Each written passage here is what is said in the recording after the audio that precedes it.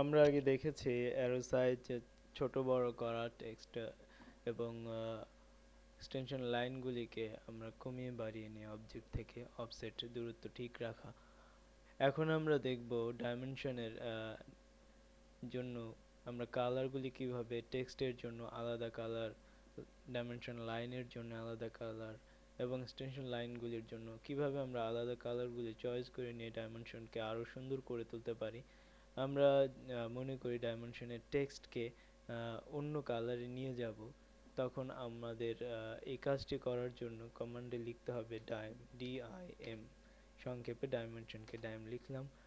এখানে যদি আমি মনে করি যে এই টেক্সটটিকে চেঞ্জ করে দেব, সেই চেঞ্জ করার জন্য যে কমান্ডটি আমাকে লিখতে হবে সেটা হচ্ছে CLRT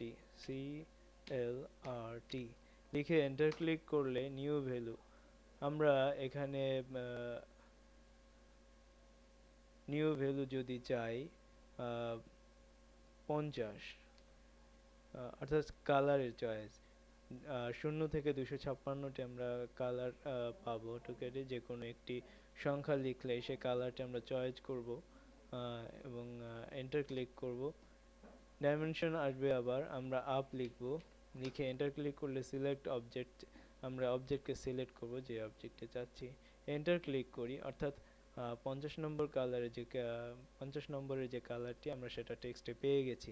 এভাবে আমরা টেক্সটকে কালার পরিবর্তন করে নিতে পারি। আমরা যদি চাই যে ডাইমেনশন লাইনটির কালার চেঞ্জ করব, তখন ডাইমেনশন লাইনকে কালার চেঞ্জ করতে চাইলে ঠিক একইভাবে আমাকে লিখতে হবে CLRD, লিখে এন্টার ক্লিক করলে এখানে আছে বাই লেয়ার।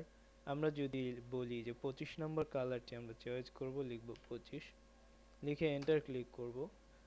আমরা আপ লিখে সিলেক্ট অবজেক্ট সিলেক্ট করব, এন্টার ক্লিক করলে দেখুন ডাইমেনশনের লাইন চেঞ্জ হয়ে গেছে।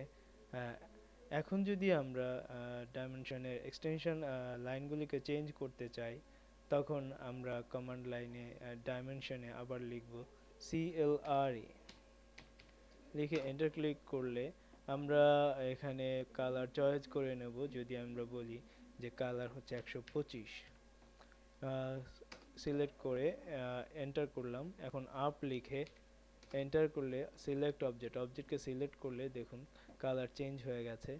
এভাবে আমরা ডাইমেনশনকে নির্দিষ্ট আমাদের পছন্দ অনুযায়ী কালারগুলি চেঞ্জ করে আরও সুন্দর করে নিতে পারি।